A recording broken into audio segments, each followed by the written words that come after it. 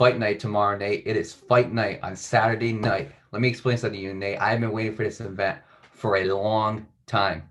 Okay? So you know what, Nate? Every single UFC pay-per-view event, we're just gonna be let's just get a little quiet. Let's raise the anticipation, okay? Let's get our fans hyped. Everybody who's watching, let's get them hyped real quick, okay? So let's just stay quiet, okay? So now, ladies and gentlemen, UFC 261 in Jacksonville, Florida. In my Bruce Buffer voice, I'm gonna try my best, but I am not Bruce Buffer. So we're gonna do our best here. Ready? It's time. See, I can't do it like Bruce. See, he got a little more like Bruce Hey, at Buffer's least you enough to tried. make you get out of your chair and go run at a brick wall. At least So you like, tried. hey, look, I tried as best as I could. But now we got 3 title fights this event, and this is a big event because the main event, I have been waiting for this since the first fight. Okay, these two been going back and forth. Okay, since that first fight. Okay, but you know what? We're gonna get to that later. Okay, I want to start off with the first title fight on the list, Nate. We got Valentina Shevchenko, the UFC Women's Flyweight Champion, going up against Jessica Andrade. Okay, now Nate, let's go through this real quick. I'm gonna start with the challenger. All right, Jessica Andrade. She has a professional record of 21-8. Again, she is 5'1", 115 pounds. Here's a 62-inch reach. She's a right-handed fighter, okay? And going to her actual stats, she has a striking accuracy of 49%. She has a takedown accuracy of 57% and a takedown defense of 76%. And she also has a striking defense of 53%. So overall, she got some good stats, Nate. You know, statistically, she does very good. Now we got to get to Valentina, okay? Because Valentina is the champion, okay? Now let's listen. Let's talk about Valentina a little bit, all right? Valentina Shevchenko, she has a 20-3 record. She is 5'6". She has a 66 inch reach. She's 125 pounds. She has a 50% strike accuracy. She has 62% strike defense. 58% takedown accuracy, and 75% takedown defense. Um, yeah, Nate, let me talk about this fight real quick. Okay, Jessica Andrade is a veteran in the UFC. You know, she was part of that group that came in when the UFC women fighters were just coming out. You know, back when Ronda Rousey was there and Liz Carmouche and I'm trying to think, Betch Kohea, um, Alexis Davis, Misha Tate, Amanda Nunez was somewhere in that mix. So yeah, Jessica Andre was there. But let me tell you something. The Amanda Nunez era started. You know, Amanda Nunez started turning into the baddest woman on the planet, and then other women like Chris Cyborg came along, and Misha Tate ended up retiring. She's now coming back, but we'll talk about that when that comes. Um, and Valentina came. You know, and I remember that fight. I like that fight. I love that fight so much. I saw Valentina versus Amanda Nunez, and I was looking at that fight, Nate, and it was such a close fight to call. But at the end of the day, they gave it to Valentina, you know? And that is the fight I still want to see to this day. Valentina versus Amanda Nunez, too, because the first fight was not decisive. That is the only fight where Amanda Nunez did not clearly win. I'm not saying she didn't win, but she didn't clearly beat her. You know what I'm saying? But Valentina, you know, she ended up moving to this new flyweight division.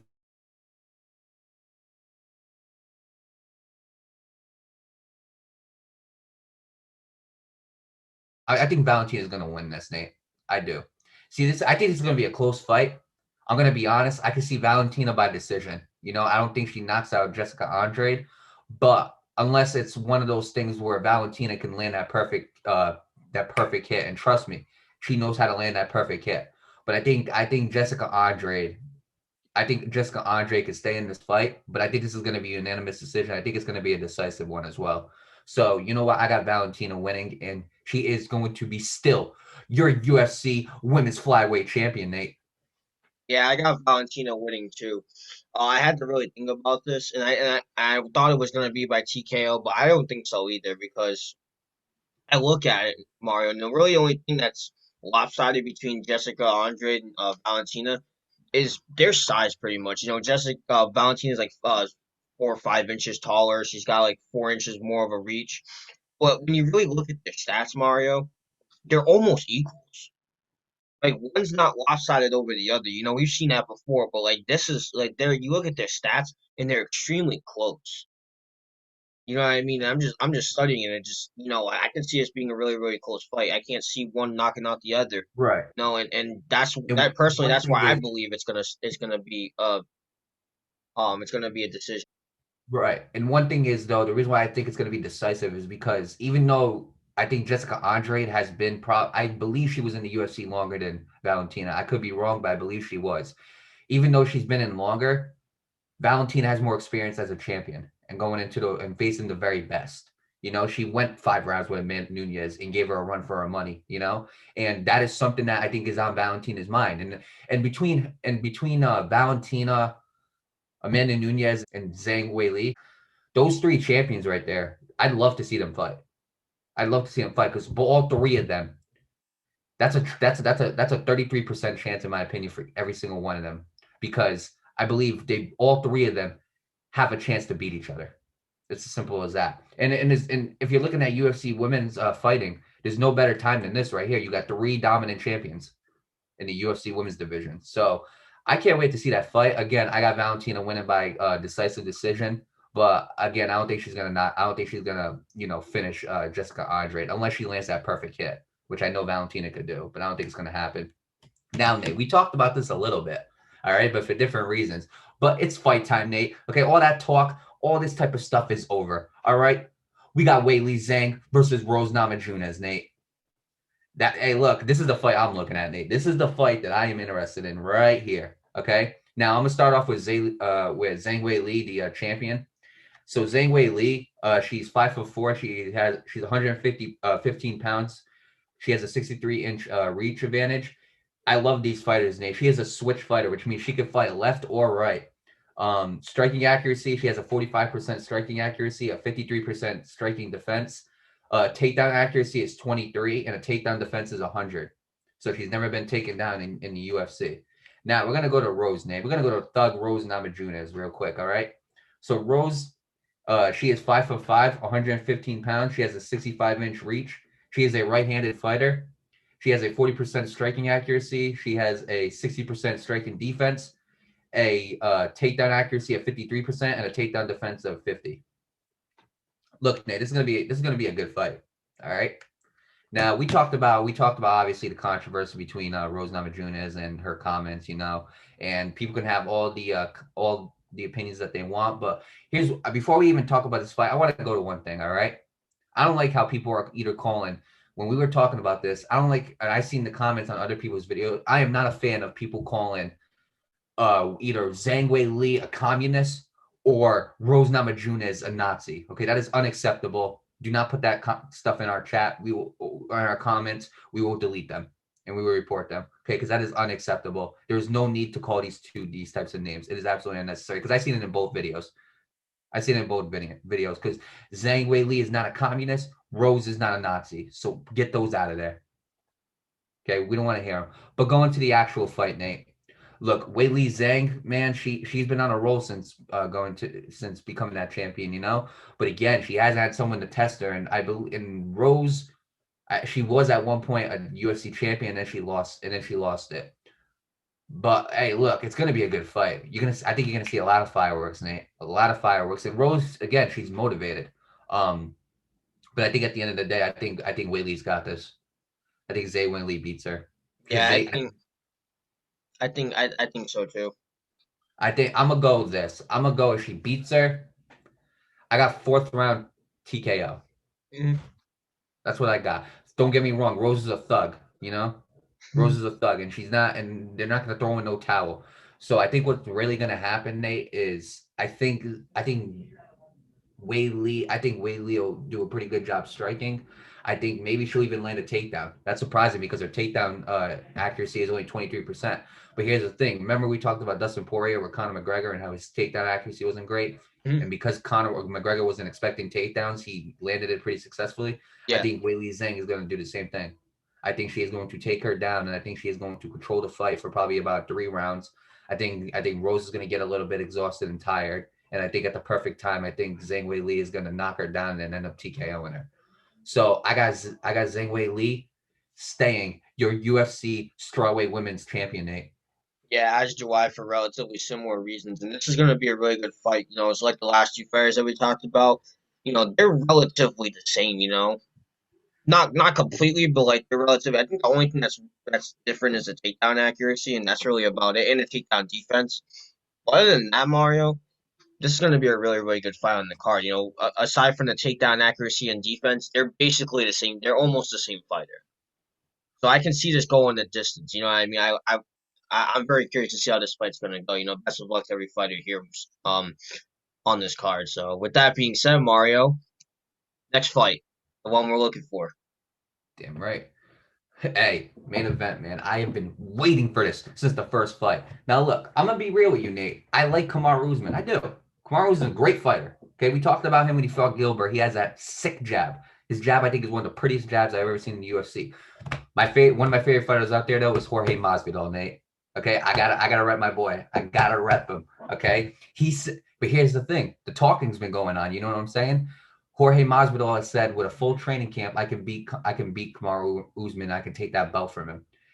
Okay, now Jorge's a thug. Jorge is a when I mean thug, I don't mean in a bad way. I mean in a very good way. Jorge just talk. He says what he wants, and he don't give two f's.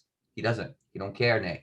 Okay. Same thing with Kamaru Usman. Kamaru Usman got a little bit of talk to himself too, but Kamaru Usman has proven that he can beat champion after champion. He's beaten Jorge. He has beaten Kobe Covington. He has beaten Gilbert Burns. He has beaten Tyron Woodley. He has beaten the best welterweights. Let me tell you something though, Nate. Okay, full training camp. Jorge Masvidal has it. There's no excuses for this. Okay, Jorge has to win this belt, and I think Jorge realizes that. Now again, people can call Jorge Masvidal. They can call him a journeyman. They can talk about how he has like 12 records on his UFC, 12 losses on his UFC record. How he's 3-3 in his last 6 fights. But to be honest with you, Nate. I got Jorge winning this.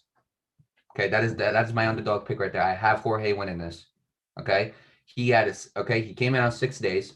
Okay, he had to cut 20 pounds in 6 days, and he ended up going the distance with Kamaru. Now Kamaru did beat him in decisive fashion, but he didn't end him. He didn't TKO. He didn't get that satisfaction of knocking out Jorge. And Jorge didn't get that satisfaction of beating him. So I think what's really going to happen is I think Jorge Masvidal, I think he outstrikes him. I think he beats him. And I think, to be honest with you, Nate, I think it's gonna be. I'm gonna be honest. I think it's like a rough night for Kamaru Usman. Now, Kamaru Usman can shut me up. You know what I'm saying? He can shut me up, beat Jorge, and again tell me to put some respect on his name, and I'm gonna have to do it. You know what I'm saying? And no disrespect to Kamaru Usman, great fighter, but you know what, Nate? I gotta rep my boy Jorge. I think Jorge's gonna do it, and I want Jorge to win. Not just because I like him, because if he wins, I get to see Jorge Masvidal versus Kobe Covington for that belt. And that's the fight I want to see right there. The best friends turned enemies. Okay? I need to see Kobe Covington back in that octagon against somebody. But I got Jorge Masvidal winning this, and Jorge Masvidal will beat your new UFC Welterweight Champion, Nate. You gotta rep your boy Jorge, huh? I gotta rep Street Jesus. I gotta represent Game Bread. I gotta do it. What, man? I gotta rep my boy Kamaru. I gotta represent the Nigerian Nightmare. I have to. That's a homie right there. Look, I got Kamaru winning. This is gonna go to distance either way. Whoever wins this fight, it's going to distance. I can see it. This is gonna be a really, really good fight, Mario. And obviously for Kamaru Usman to have a dominant title run, which so far is looking good for him. Jorge is coming back. He wants more. They fought the first time, like you said, it was an indecisive victory. So, hopefully either side. It was decisive. It was decisive. He just didn't end it the way he wanted to. Yeah, that's right. Yeah, that's right. I mean, my bad. But I will say this: Jorge has no excuse. If he loses, he can't say a damn thing. Yeah, exactly. Because even though he had 6 days notice, so did Kamaru. Kamaru had 6 days to prepare for Jorge. Too. People forget exactly. That. Jorge had a tougher, I think, by trying to make weight. But other than that, Kamaru had to prepare for him on 6 days too. So when you really look at it, if Jorge's saying with a full training camp I can beat him, you better beat him. Because nobody's gonna let it down if you don't. Right, absolutely. So this is gonna be a good fight no matter who wins. But at the end of the day, I gotta go with my boy Kamaru, who's gonna stay the champion. You feel me? That's just how it's gonna go. So other than that, Mario, I think that's the only one we differ on. It's going to be a really good night, Mario. And what's it going to be on? It is going to be on ESPN Plus pay-per-view. It is going to be in Jacksonville, Florida. And the fight will most likely, the whole event will end around probably like 1 a.m. on Sunday. But The event starts Saturday, and I think the main card starts at 8 o'clock. So make sure you go check it out. UFC So 261 is going to be a great event. going to be a great event. Make sure you go check that out. So with that being said, best of luck to all the fighters fighting that night. Best of luck to the UFC. Hopefully it's a successful event, and I can't wait to watch it. It's going to be a really good. It's going to be a really good fight.